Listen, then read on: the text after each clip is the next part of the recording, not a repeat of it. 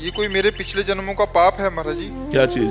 सांप दिखना। और हम कह दें भगवान शंकर की कृपा है तो तुम उसे पाप समझ रहे हो, हम कह दें तुम पर भगवान शंकर की कृपा है तो तुम इसे मानोगी? किसका प्रश्न है? तो तुम इसे भगवान शंकर की कृपा नहीं मानोगी? उनके गले का हार है तो जब दिखाई देते जय हो भगवान शंकर की, क्या इसमें पाप है? अरे वो भी सृष्टि में रह रहे हैं, उसमें कोई परेशानी की बात? दूसरों को नहीं दिखते, मुझे ही दिखते हैं।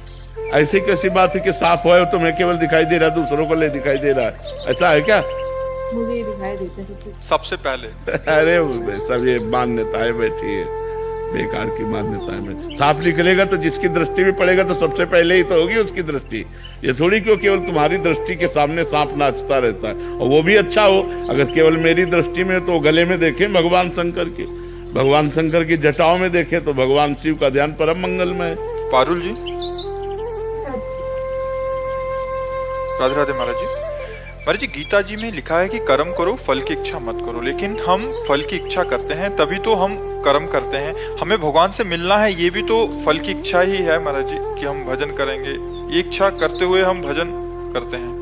परमार्थ सुख की आकांक्षा रखना वो इच्छाओं के अंतर्गत नहीं आता। जैसे हम खूब भजन करें, भगवान की रूप माधुरी देखने को पाएं, भगवान की लीला में प्रवेश पा जाए, हमारा मोक्ष हो जाए, इस तरह की जो आकांक्षाएं हैं वो महामंगलमयी, वो बंधनकारी नहीं है। उनको कामना नहीं कहते, उन्हें निष्कामता ही कहा जाता है। लेकिन शरीर संबंधी भोग सामग्रियों को कामना कहते हैं। हमें ये भोग मिल जाए, हमें ये भोग मिल जाए, ये पद मिल जाए, रुपया मिल जाए, मकान। जो शरीर संबंधी है वो निषेध है, जो भगवत संबंधी है वो वांछनीय है। हमें श्री जी की दास्ता मिले, श्री जी का नाम जप, श्री जी की रूप माधुरी, श्री जी की लीला माधुरी, श्री जी का धाम मिले, ये तो आकांक्षा सब करते हैं। हम करते हैं, आप करते हैं। ये तो परमार्थ का स्वरूप ही है आकांक्षा करना। ये आकांक्षा न करे तो मतलब क्या रह गया फिर? तो इसे आकांक्षा नहीं कहते, ये निष्काम ही माना जाता है। आरती जी। श्री हरिवंश श्री हरिवंश महाराज जी। गुरुदेव भगवान, हम आपसे पिछले 2 साल से जुड़े हुए हैं और आपकी कृपा से सब प्रश्नों के उत्तर आपसे मिल जाते हैं। मेरा प्रश्न है कि गुरुदेव, श्री जी हैं, ये भाव दृढ़ होने पर भी ये इच्छा मन में होना कि गुरुदेव प्रिया प्रीतम के रूप में दर्शन दें, तो क्या ये गलत है? पहले तो मानी संख्या से चलो। जिन्होंने हमें प्रभु का मार्ग बताया, जो हमें प्रभु का नाम दिया, जो हमें मंत्र दिया, पहले उन पर हम गुरुर ब्रह्मा गुरुर विष्णु गुरुदेव महेश्वरा गुरु साक्षात परब्रह्म तस्मै श्री गुरुवे नमः और डट के नाम जप करें तो बिना चाहे श्री जी के दर्शन हो जाएंगे। जब गुरु पर भाव नहीं बन पाएगा, मंत्र में भाव नहीं बन पाएगा, नाम जप में भाव नहीं बन पाएगा, तो कोई से श्री जी मिल जाती है क्या? ऐसा हो तो सबको मिल जाए। खूब डट के भजन करो गुरु चरणों। जिनके जाने जानिए युगल चंद सुकुमार, तिनको तिनहुन ते अधिक, तिनको तिनहुन ते अधिक, प्रिया प्रीतम से अधिक भावना करे। मोरे मन प्रभु विश्वासा, राम ते अधिक राम कर दासा, तभी मार्ग पुष्ट होता है। प्रतिभा जी। राधे राधे महाराज जी। महाराज जी, हर परिस्थिति में सुखी किस प्रकार रह सकते हैं, इसका कोई उपाय है? क्षमता, हर मोड़ पर मुस्कुराते रहे। क्षमता में क्षमता है। अगर क्षमता नहीं आई तो फिर नहीं रह सकता। जो मान अपमान में सम, शत्रु मित्र में सम, दुख सुख में सम, जो लाभ हानि में सम, वही मुस्कुरा सकता है। और ये जितना भजन करोगे, शास्त्र स्वाध्याय करोगे, सत्संग सुनोगे, उतने धीरे धीरे समता आती चली जाएगी। तीनों बातें जीवन में होनी चाहिए, खूब नाम जप, शास्त्र स्वाध्याय और सत्संग, तो हमारे अंदर क्षमता आएगी। क्षमता में समता जागृत होती है और समता में क्षमता स्थित हो जाती है, तो बड़े बड़े दुखों को भी मुस्कुरा कर सह सकता है। कृष्णा शर्मा जी। महाराज जी, सब कहते हैं कि सुख में सुमिरन सब करें, दुख में करें ना। कौन करता है सुख में सुमिरन? सुख में सब बावरे बन करके भोगों में लगे हुए हैं, सुमिरन कहाँ कर रहे हैं? सुख में सुमिरन कहाँ कर रहा है? सुख में यदि सुमिरन करे तो दुख काहे का होए? सुख में यदि सुमिरन करे तो दुख काहे का होए? दुख क्यों हो जाए? अगर सुख में सुमिरन कर रहा है तो फिर तो उसका चकाचक आनंद में मंगल में दिशाएं होंगी। भाव को भाव अनक आलसहु, नाम जपत मंगल दिश दसहु, भगवान उसका सर्व मंगल कर देंगे।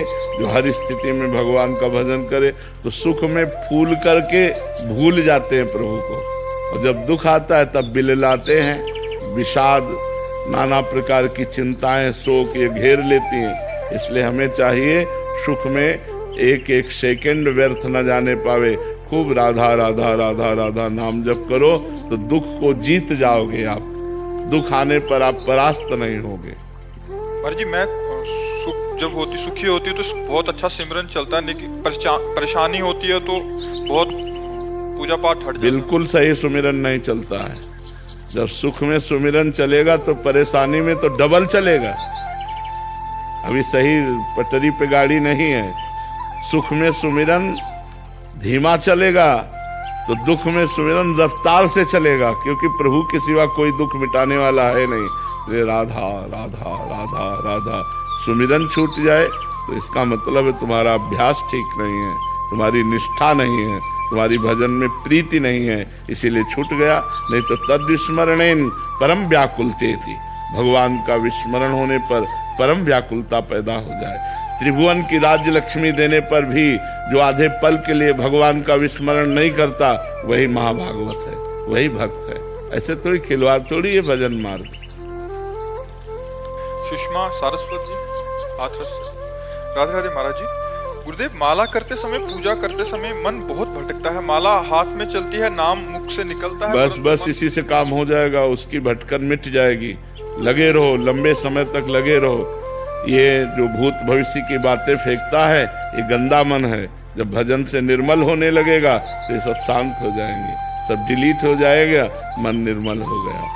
लगे रहो, परेशान मत हो। उसकी भूत भविष्य की बातें फेंकी हुई मत देखो, मत सोचो। निरंतर नाम जब करते रहो, सब ठीक हो जाएगा। नीता तिवारी जी,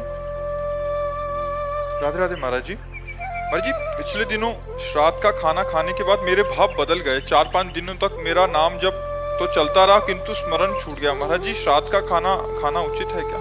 ब्राह्मणों को श्राद्ध का भोजन पवाया जाता है। अब अपने घर में श्राद्ध है तो उनको पवा कर फिर प्रसाद पा लेते हैं, उसमें कोई परेशानी नहीं। पिताजी की श्राद्ध थी, मतलब ब्राह्मणों को पवा कर पाया? नहीं, हमारे भाई ने की, पिताजी की श्राद्ध थी हमारे। हाँ, तो घर में ही तो थी ना। हाँ, तो ब्राह्मणों को पवाया गया ना? नहीं, हम ही लोगों को पाया। नहीं, ऐसा कोई श्राद्ध ही नहीं होता। चाहे एक ब्राह्मण को चाहे पवावे, शास्त्र सिद्धांत है। वैदिक सिद्धांत से चलोगे तो ठीक माना जाएगा। अगर सरकारी काम में थोड़ी भी त्रुटि हो जाए तो बात बिगड़ जाती है। ऐसे भागवतिक कार्य है। अगर श्राद्ध पिता का किया था तो चाहे एक ब्राह्मण बुलाते, वैदिक ब्राह्मण बुला के उसके पैर धो के, उसकी आरती करके, उसको आसन पे बैठाल कर, उसको पवा कर फिर पाइएगा। सिद्धांत है तो सिद्धांत के अनुसार चले। श्राद्ध जो किया जाता है उसमें एक ब्राह्मण 1, 11, 21, 101, 151 जितनी सामर्थ्य पर 1 से शुरू होता है, तो एक ब्राह्मण तो बुला ही सकते हैं ना। दक्षिणा दे दी, भोजन पवा दिया, जय हो महाराज आपकी। तो ऐसा जो हमारी शास्त्रीय सिद्धांत है उसके अनुसार चलोगे तो वैसे ही लाभ मिलेगा। मनमानी करोगे तो मनमानी है। प्रीति जी, मध्य प्रदेश। राधे राधे महाराज जी। महाराज जी, जब मैं पिछली बार वृंदावन आई थी तो मानसिक संत अपराध और मथुरा में अपराध बन गए, जिससे जो आपकी कृपा से भजन और दिनचर्या होती थी वैसे कुछ अब नहीं हो रही। महाराज जी, सब प्रमादी आचरण होने लगे हैं, कृपा करके क्षमा करें महाराज जी। वैसे जहाँ अपराध बन जाए तो वहीं अपराध क्षमापन मांगे, भगवान कृपालु क्षमा कर देंगे। और डट के भजन करें। हाँ, नहीं, डट के भजन करो, सब क्षमा हो जाएंगे। मांगने की ज्यादा जरूरत नहीं। केवल एक अपराध ऐसा है जिसमें आपको घुटने टेकने ही पड़ेंगे, वैष्णव अपराध। अगर वैष्णव निंदा कर दी, वैष्णव अपराध बन गया, वैष्णव दुखी हो गया, तो उसी वैष्णव के पैर पकड़ने पड़ेंगे, दूसरा कोई उपाय नहीं तो और नाम जप करने से सब नष्ट हो जाते हैं पाप। गुरुदेव, मैं परिक्रमा कर रही थी तब केसरी घाट में संत सो गए। हाँ, अब ऐसे किसी संतों के प्रति दोष बुद्धि नहीं करना चाहिए। एक संत 4 बजे सोते थे, तो जब सब स्नान के लिए उठते तब वो चद्दर तान के लेटे होते थे। तो हमने देखा, हमने कहा ऐसा कैसे, और 8 बजे तक सोते। तो हमें लगा कि इनकी जांच की जाए। तो जांच किया तो जब सब सो गए तो आसन में वो बैठ गए। रात भर भजन किया, जब सबके जगने का समय आया तब सो गए। अब ज्यादातर लोग उनको यही कहते थे पड़े पड़े सोता रहता है। 4 बजे से 8 बजे तक 4 घंटा सोए, पूरी रात भजन किए। तो संतों को पकड़ पाना कठिन है। अब वो पता नहीं कब कितना भजन किए हैं, कितना जगे हैं, वो कैसे सो रहे हैं, कई दिन के भूखे हैं, क्या कर रहे हैं। मतलब अलग अलग संतों, मान लो कोई बांट रहा है, अब कोई संत भूखा और दे दो, पता नहीं कई दिन का भूखा संत है, वो मांग रहा है, ले भैया आप ले लो।